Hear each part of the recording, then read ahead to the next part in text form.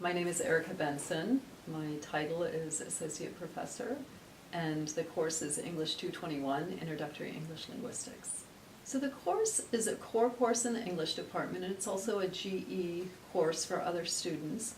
And it focuses on introducing students to the nature and structure of human language. So we first really begin by having students question their beliefs about language and language use.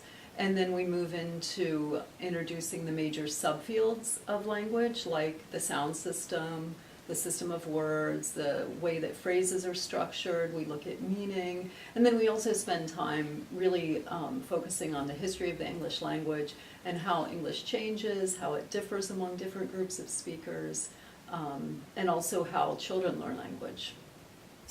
So the lecture that was filmed was our introduction to the history of the English language. And that, of course, is one of our main objectives, is to introduce students to how English has changed. First of all, where it came from, what kind of influences it's undergone, what other languages have influenced it, for instance. We've already seen that English is on the Germanic branch. Over here, Latin is a separate branch on the tree.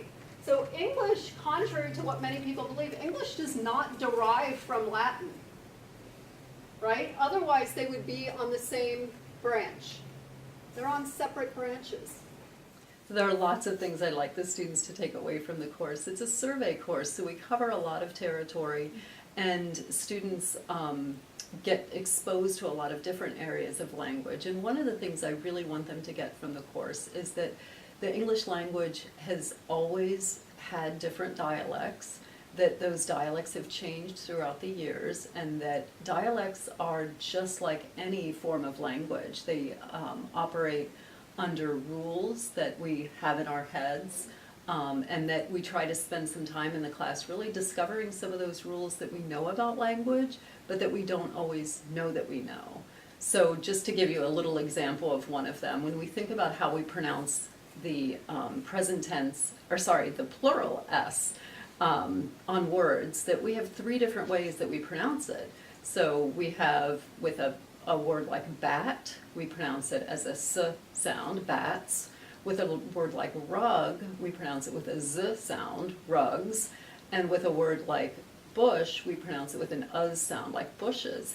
And we do this automatically, and most people don't even realize that there's a rule in their head that they're using to do that. And so really understanding that not just the prescriptive rules of language exist the way that we're told we should speak, but that this whole wealth of other rules exist, and that every single language, every single dialect has these kinds of rules.